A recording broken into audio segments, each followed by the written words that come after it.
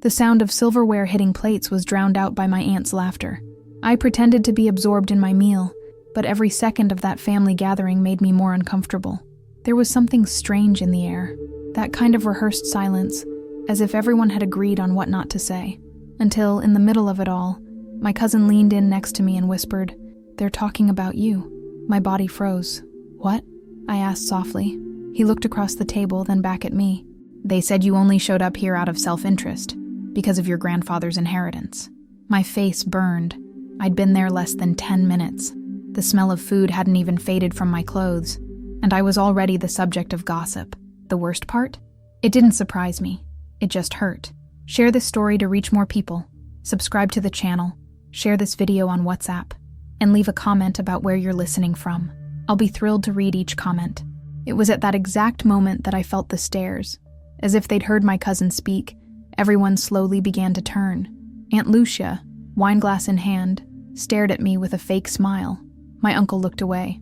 My brother got up to get more meat and walked right past me. The table full went cold, and I, completely exposed. I wanted to get up, leave, but no, not this time. They'd already pushed me out once, when I refused to follow the family path, but I came back, not for money, not for forgiveness. I came back for myself, and they would hear it, until the end. My grandfather was ill. His diagnosis was terminal, and that gathering was, in a way, a disguised farewell. Everyone was pretending it was just another lunch, when in fact they were there to make their presence felt before he left. It turns out he called me personally. "I want you here, Emma," he said on the phone. "I want to see you before I go." And just for that, I went. My relationship with the rest of my family has always been strained. When I decided to leave home at 19 to study art, I was called ungrateful. "You're throwing away everything your father built," my mother would yell. And my uncles? They always said, "She's the rebel, the one who'll never come back." But I did. Not because I made a mistake, but because the man who taught me to be free was leaving. The inheritance? I never cared. My grandfather knew that. Of all my grandchildren, you were the only one who listened to me, who sat in the garden with me without rushing. And he remembered that, even with his failing memory. My heart still ached when I remembered the last time I saw him. Fragile, but with that firm gaze. You don't listen to others. The truth always comes out. At that table, where everyone was looking at me with judgment, I remembered those words. I looked at my aunt and smiled, just as falsely as she did. "Do you want to know why I came?" I said aloud. Silence. "I didn't come for you. I came for the only one here who always treated me like family. And he's upstairs in his room. While you fight over who will inherit what he hasn't even left yet." The silence became uncomfortable, and I got up. I didn't leave. I went upstairs, straight to my grandfather's room, because, in that house full of people, he was the only one who really wanted to see me. My grandfather's room smelled of lavender and medicine. He lay there, eyes closed, but breathing calmly. Beside the bed was an armchair with the coat I remembered him wearing every Sunday. I approached slowly. When I touched his hand, he opened his eyes and smiled. "I knew you'd come. They said you wouldn't have the courage, but I know your heart." I sat beside him, trying to hold back my tears. "They're attacking me down there, Grandpa," I whispered. He closed his eyes briefly and said, "Because they're afraid. I left something for you. Not for its value, but for its meaning. And it bothers them." I frowned. "Left what?" He looked at a small box on the shelf. "Take it." I stood, grabbed the box, and sat back down, my hands shaking. Inside was an envelope, a letter, and a flash drive. The letter began, "To Emma, my sole heir." I continued reading, silently. He wrote about how I saw things no one else noticed, about how my absence hurt, but also made him see who was there out of obligation. And at the end, a revelation. "You are the only person who knows where my true will is." I looked at him, confused. The will everyone knows is the official one. The one I left with the lawyer is the real one. My eyes widened. "But why?" He coughed weakly. "Because if it were made public too early, they would try to pressure me. You know them. You grew up seeing this." And I did. I grew up hearing whispers, arguments, lies disguised as affection. The letter ended with, "Use this however you want. You don't owe me anything, but the world deserves to know who you are. Love, Grandpa." And there, with the flash drive in hand, I understood. That visit wasn't just a farewell. It was a calling, and I had to decide whether to remain silent or to reveal the truth he'd confided only to me. I walked down the stairs with the box in my arms, and everyone was in the living room, laughing as if nothing had happened. The smell of roast meat still filled the air, but the food already seemed cold. As soon as I appeared, the laughter stopped. Everyone looked at me. My aunt held a glass of wine. "Hey, have you already gone to say goodbye?" she said mockingly. "Or have you gone to receive instructions about the secret will?" The provocation was clear. I gripped the box tighter, but remained calm. "Grandpa sends his regards." And I went straight to the kitchen, where no one would follow. Clara, the housekeeper, accompanied me. She'd watched me grow up. "Are you okay, girl?" she asked, her eyes worried. "No," I replied, "but I'll be." I told her about the flash drive. She nodded, as if she'd already known something like that existed. Meanwhile, in the living room, the whispers grew louder. My cousins laughed mockingly. My brother typed on his phone, probably spreading some version of the story. The whole family has always been like this. No one resolves anything head-on. Always behind someone's back. Always through the WhatsApp group, through glances, through forced silences. But that box had the power to turn the tide. That night, after everyone had left, I sat in my grandfather's old office. I turned on the computer. I inserted the flash drive. The file opened with a video. It was him, recorded months earlier. "If you're watching this, it's because my time has come. And you, Emma, have the hardest choice. Honor the truth or move on in peace." He looked directly into the camera. "But I hope you won't be silent." I closed the video with tears in my eyes, because it wasn't just a will, it was a request, a burden he passed on to me, trusting that I would be strong enough. But was I? Deep down, I still felt like the girl who ran away from that house to find freedom. Now I was back, but not as a daughter, nor as a granddaughter, as an heir to the truth. I spent the night awake. I watched the video 3 times. My grandfather's tone was clear. He no longer wanted to see that family driven by greed. The document attached to the flash drive was a new will. In it, more than half of his assets, the house, the land, and part of the stocks, were in my name. My uncles and brothers received smaller shares. It was the complete opposite of what everyone thought. I started to sweat. This was real. Legally registered, signed, validated. But he'd left it to his lawyer to keep until the official reading after his death. And there was my crossroads. Tell them now, and face the war, or wait. But the worst part wasn't the content. It was what he wrote at the end of the document. "If they find out ahead of time, they will try to destroy you." My stomach churned. He knew. He knew what that family was capable of. I remembered so many veiled fights, so many silent manipulations. My brother had lied to me about a scholarship just so I wouldn't get ahead of him. My aunt had accused me of stealing an earring when she knew her daughter had broken it. And now, all of it came flooding back, heavier than ever. I spent the next day away, without contact with anyone. I avoided texting. I pretended to be sick, but my head was racing. The image of my family laughing, talking behind my back, teasing me, all of this made me even more certain. I owed them nothing. I was the only one who truly loved that old man, and he knew it. And he trusted me, even at the end of his life. Late that afternoon, I got a call. It was the lawyer. "Emma, your grandfather asked me to schedule a formal family meeting. The date is in 5 days. He wants everyone present." I took a deep breath. The date was set, and on that day, everything would come to light. The truth, the name they'd always tried to erase, and the strength I never knew I had. 2 days later, my mother called me.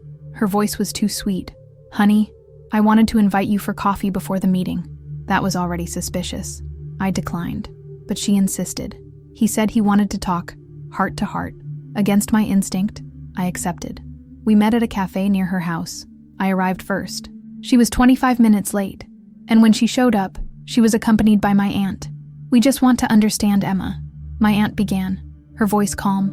"You were alone with your grandfather for a long time, and we want to know if he mentioned anything about the will." I looked at them silently. "Why does it matter now?" I asked. My mother feigned innocence. "It's just to avoid surprises, things being misinterpreted." It was clear. They were scared. Something had leaked. "Are you suspicious of me?" I asked, looking into their eyes. They looked at each other. "It's not that, love, it's just, you've always been more distant from your family." And there was the venom, disguised as concern. As always, Since I was a child, they'd portrayed me as the one who didn't belong, the one who did everything differently, the one who didn't follow the script. I got up from the table without finishing my coffee. You only care when you want to control what you don't understand. But this part of the story won't be manipulated.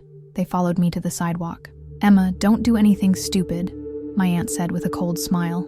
I stopped. "It's stupid to think you can still intimidate me." And I walked away, my legs shaking. But inside, I was stronger than ever. That night I knew they were preparing for war, and so was I. But the difference was that this time, I had something they never expected: the truth and the courage to use it. The day before the reunion, there was an impromptu dinner at my aunt's house. Almost the whole family was invited, except me. I found out through my cousin's Instagram. They posted photos with the caption, "A united family always wins." I watched with a lump in my throat. They were getting ready. The table was full, fake smiles, toasts over fakes. And me, alone in my apartment, re-watching my grandfather's video. I spent hours with the flash drive plugged in, watching the video in silence. I noticed his eyes. They weren't those of someone doing this out of obligation. They were love. They were care. He was a grandfather trying to leave something valuable not only for me, but for his memory. He knew it would be erased by his family as soon as he died, and that's why he trusted me. I couldn't disappoint him. In the middle of the night, I received an anonymous message. "Be careful tomorrow. They'll try to take you down." My eyes widened. I didn't recognize the number, but something told me it was from the inside. Someone with behind-the-scenes knowledge. Someone who might have been at the meeting. My heart raced. What could they do? Falsely accuse me? Claim the will is a forgery? I picked up my grandfather's letter again. I reinforced the documents in my email, printed copies, and saved everything to the cloud. I left a physical copy with Clara, my trusted employee. "If anything happens, give this directly to the lawyer." She held my hand and said, "Your grandfather would be proud." That's when I understood. I wasn't completely alone, and it was time to act like someone who carries a true inheritance. I woke up early the next day. I put on the same blue blouse my grandfather had always praised. I tied my hair up like he said it made it stronger. I looked in the mirror, took a deep breath, and told myself, "You're not going to shut up." And I wasn't, because in that room, the silence was going to end. The meeting took place in my grandfather's old office, with the lawyer sitting at the head of the table. When I arrived, everyone was already there. They looked at me as if I were an intruder. No one greeted me. My mother turned away. My brother gave me a wry smile. The lawyer requested silence and began. "We are here to read Mr. Harold's wishes, as recorded in the last official document he left behind." Before he could even open the file, my aunt raised her hand. "We would like to contest any recent changes that were not communicated to the family before his illness." The lawyer cut her off firmly. "All documents have been legally validated. Nothing will be contested until the end of the review." She sat down, but the venom was already unleashed. I knew it. They would try anything. The reading began. At first, everything seemed normal. Distribution of minor assets, small sums, furniture, books. Everyone was smiling. My brother was even whispering to his wife. But then came the passage that changed the air in the room. The majority of the estate, including the lands, the personal safe, and the principal residence, will be in the sole possession of my granddaughter, Emma Ross. A thick silence fell. The room stopped breathing. My mother screamed, "This is a mistake. She wasn't even part of the family for years." My uncle stood up. "Manipulation. My father would never do that." The lawyer remained calm. "It's all recorded, registered, signed. Any accusation of forgery will be considered slander." Everyone looked at me as if I'd pulled the rug out from under them. But I didn't move. I just stared back. My aunt pointed her finger at me. "You set this up. You waited for him to get weak so you could poison him." I took a deep breath, and it was there, at that table, that I said out loud for the first time, "I didn't need to poison anyone. I just needed to be there when you decided to turn your backs."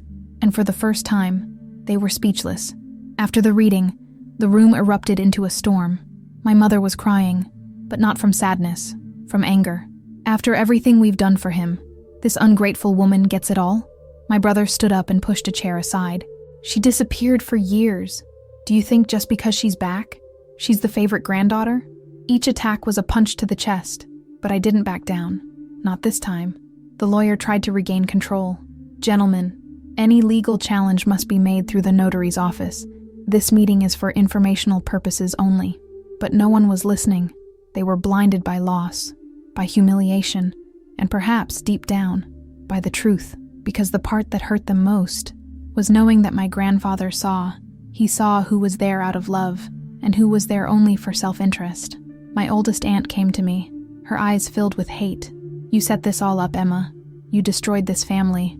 I replied without raising my voice. The only thing that was destroyed here was loyalty, and I only held on to what was left of it. She trembled. "You will pay for this." And in that moment, I saw, it wasn't just anger. It was envy. It was fear of losing the control they'd always had. When I left the room, I went to the garden, the same one where I sat with my grandfather on Sundays. I took a deep breath. It was there that he taught me to listen to the sound of the leaves, to understand the timing of things, and it was in this silence that I reconnected with him. Inside, chaos exploded, but out here, I was just a granddaughter, just a woman trying to honor the only one in the family who saw me whole. It was there, sitting on that same old bench, that I promised myself, no matter what they do, I will defend this will to the end, because it wasn't just an inheritance, it was dignity, and that they could never take from me. The next morning, I woke up to my phone exploding. Messages, notifications, missed calls. I opened Instagram and froze. My brother posted a photo of my grandfather with the caption, "Betrayal comes from where you least expect it. Shame on our family." The comments piled up. Cousins, friends, acquaintances, all judging, clueless. The missing granddaughter came back just for the money. She was always selfish. It's embarrassing. My eyes burned. I tried to breathe, but I felt myself being swallowed by a wave. I called the lawyer. "They're exposing everything online. Could this affect the lawsuit?" He was blunt. "No, but it shows how far they're willing to go. Don't react publicly. Keep everything to yourself. We'll act strategically." I hung up, but inside, I was devastated. Because these weren't just posts. They were poisoned arrows. Clara came to my house with a cake and a hug. "They'll get tired. You have the truth, girl. Just hang in there." She stayed with me all morning. We read my grandfather's letter again, and that strengthened me. The world may turn its back on you, Emma, but if you look in the mirror and know who you are, nothing else matters. I repeated this phrase out loud, like a shield. Later, I made a simple post, a photo of the garden bench, no caption. Those who knew would understand, and those who didn't could keep judging. I wasn't going to beg anyone to understand my side anymore. I didn't owe anyone anything. My grandfather's love was all I needed as proof, and the truth, sooner or later, always comes out. That night, I turned off my phone. I was silent. I made a cup of tea, and I thought, they're screaming because they've lost control, but I'm quiet because I've gained peace. 3 days later, the lawyer called me. "Emma, we need to talk. Something has come to light." I went to his office downtown. As soon as I arrived, he opened a folder with new documents. "Your grandfather left an additional letter, just for you." I picked it up carefully. It was in the same handwriting. At the top, the sentence, "If they try to destroy you." The letter revealed that my grandfather had already foreseen everything. He had recorded a recording made during a family dinner, where my aunt spoke openly about taking everything from him before he lost consciousness. This was proof of bad faith. With this, Emma, you not only protect your part, but also show who they really are. I was shocked. He had thought of everything. I returned home with the audio files saved, protected. Clara listened with me. He knew Emma, and even though he was sick, he protected you. I cried again, not just because of the content, but because I finally felt like I wasn't crazy, that all that manipulation had always existed. And now, I had proof. Rumors began circulating in the family group that I was going to sue everyone. I didn't respond. There was no need. Those who make a fuss when exposed are scared, and they knew they were losing, not just their inheritance. They were losing their poise, their mask, the version of family they'd built for convenience. I spent that night in peace, with a clear conscience. For the first time in years, I slept without a weight on my chest, because now, the whole story was in my hands, and no one would silence what my grandfather left behind. A few days later, I was called for an interview on a local radio station. The topic was emotional heritage. I talked about my grandfather, his family's rejection, and the choice to love even when they throw you away. I didn't name names. I just told the truth, my way, without hate, only with firmness. In the end, I received dozens of messages. People said, "I went through the same thing. Thanks for speaking up." Harper, my childhood friend, called me, overcome with emotion. "Emma, you're no longer the rebellious niece. You've become an inspiration." That touched me, not because I wanted fame, but because, for the first time, my pain had become a voice, and that voice echoed farther than any scream of hatred from my family. The video of the interview went viral. My aunt messaged me, trying to resolve things. I refused. She only came back because the world was watching. It wasn't regret.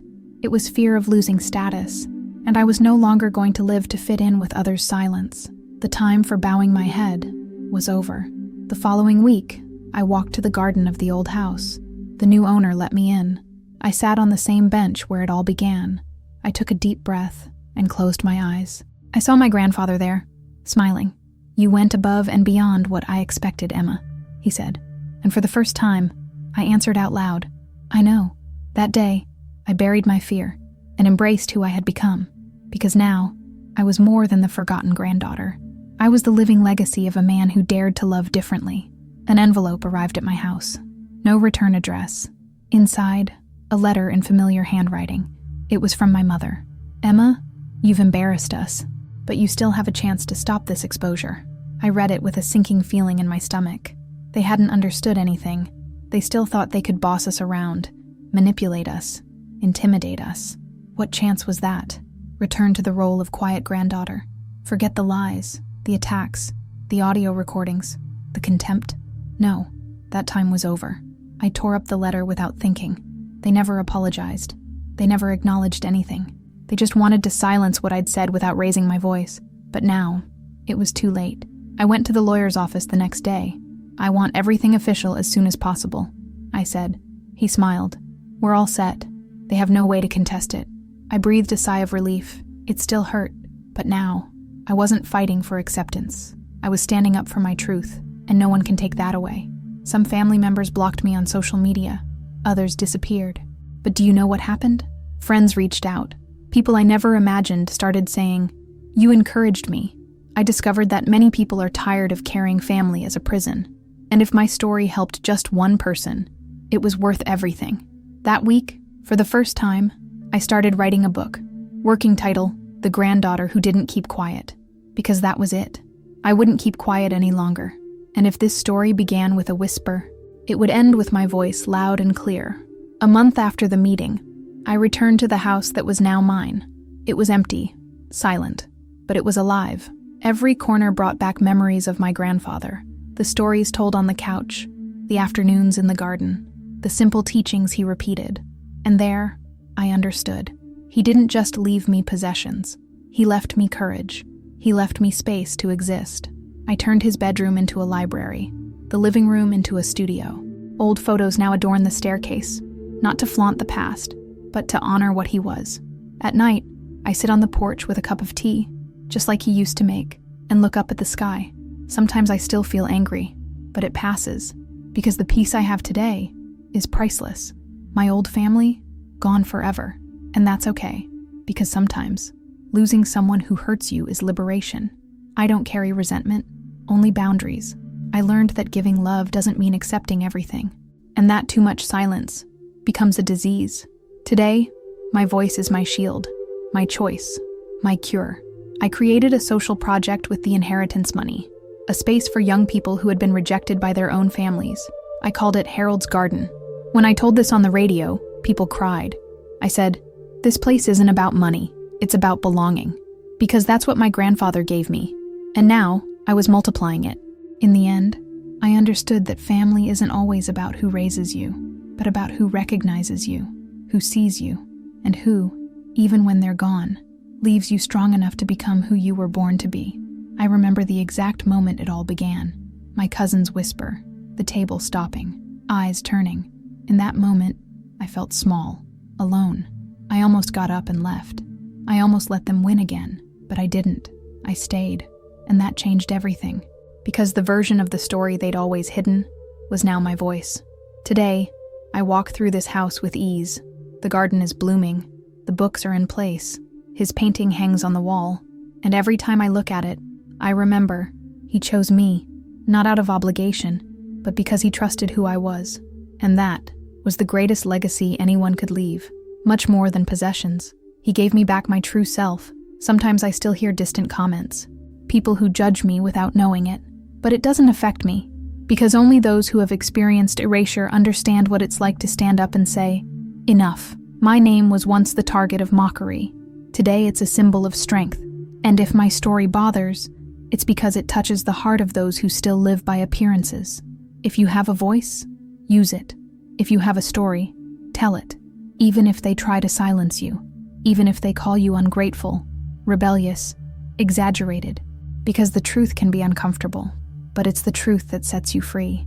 And if I've learned anything from all this, it's that no one can stop you when you decide you'll never be silent again. If this story touched you, subscribe to the channel, share it with someone who needs to hear it on WhatsApp, and comment below from where you're watching.